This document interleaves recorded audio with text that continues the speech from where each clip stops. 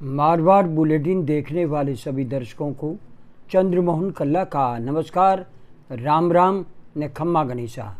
आज के समाचारों में लोकसभा चुनाव 2024 में जीते सांसदों में एक नाम वो भी है जिसके पिता ने आयरन लेडी प्रधानमंत्री इंदिरा गांधी की हत्या 31 अक्टूबर 1984 को कर दी थी। उसके पिता इंदिरा गांधी के सुरक्षा गार्ड में से एक थे। पंजाब के फरीदकोट में सरबजीत सिंह खालसा ने लोकसभा का चुनाव जीत करके संसद में पहुंचे हैं, जिनके पिता बेन सिंह इंदिरा गांधी के गार्ड थे, जिन्होंने अपने एक मित्र के साथ मिलकर इंदिरा गांधी की हत्या कर दी थी। पंजाब को 1 जून को चुनाव हुआ। स्वर्ण मंदिर में सेना ने ऑपरेशन ब्लू स्टार किया था, उसकी बरसी उसी दिन आती है।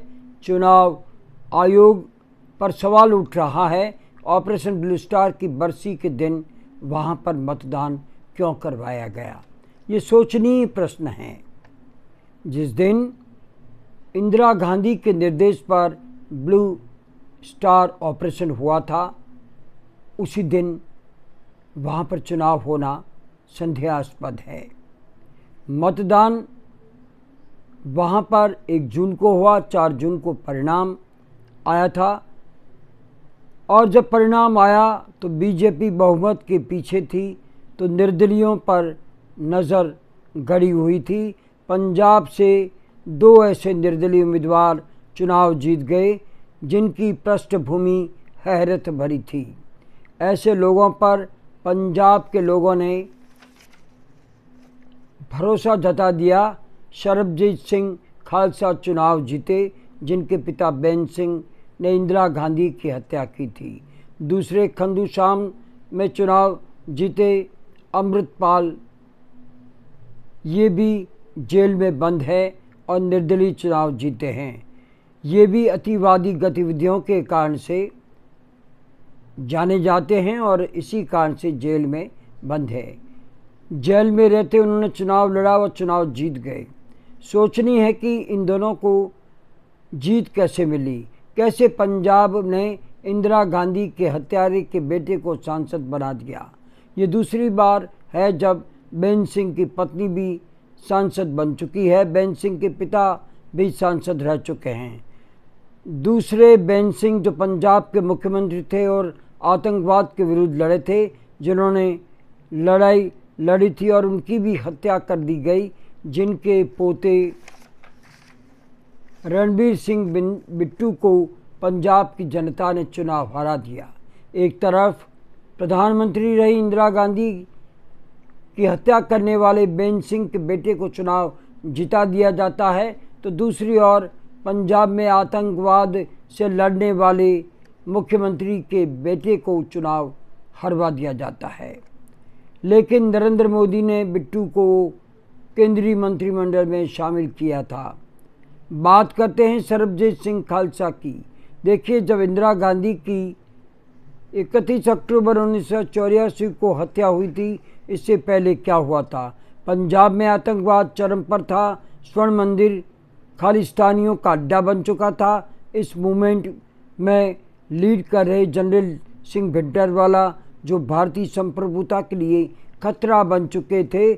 पवित्र अमृतसर के स्वर्ण मंदिर में गोला बारूद जमा हुआ था। वहां मिलिट्री ऑपरेशन के सिवाय कोई रास्ता ही नहीं बचा था।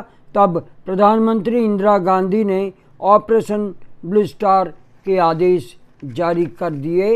1 जून 1984 से 20 जून 1984 के बीच ऑपरेशन ब्लू स्टार चलता रहा और गोल्डन टेम्पल को आतंकवादियों से मुक्त करवा दिया गया। भिंडरावाले को मार गिराया गया। कई सेना के जवान शहीद हुए। ऑपरेशन ब्लू स्टार खत्म हुआ तो कई सिखों ने इंदिरा गांधी को अपना दुश्मन मान लिया और विदेशी ताकतें पंजाब में सिखों को भड़काने लगी। खालिस्तान की चिंगारी भड़काने का प्रयास किया गया। तब भारत की सुरक्षा एजेंसियों ने इंदिरा गांधी को सलाह दी थी, आपके पास जो सुरक्षा गार्ड है उसमें सिखों को हटा दें। इंदिरा गांधी ने बात नहीं मानी और सिखों को अपना दोस्त माना और हुआ यह कि इन्हीं सुरक्षा गार्डों में बेन सिंह ने इंदिरा गांधी की हत्या कर दी थी। बात अब होती है बेन सिंह के पुत्र 2 बार पार्टी में चुनाव लड़े, वे चुनाव हार गए। इस बार वे निर्दलीय चुनाव लड़े और उनके पोस्टरों में भिंडरवाले की फ़ोटो थी, उनके पोस्टरों में बेन सिंह की फ़ोटो थी और न जाने कितने अतिवादियों की फ़ोटो थी और वे चुनाव जीत गए। जब वे चुनाव जीते तो उनसे पूछा गया तो उन्होंने एक ही बात कही कि पंजाब की जनता जानती है कि वे बेन सिंह के बेटे हैं और अपनी मां के बेटे हैं, जिन्होंने मेरे पिता को मार गिराने के बाद में जो संघर्ष किया और हम 3 छोटे छोटे बच्चों को एक संस्था ने पढ़ाया लिखाया बड़ा किया और हमारी मां ने संघर्ष किया, उसी का नतीजा है कि मैं आज संसद में पहुंचा हूं।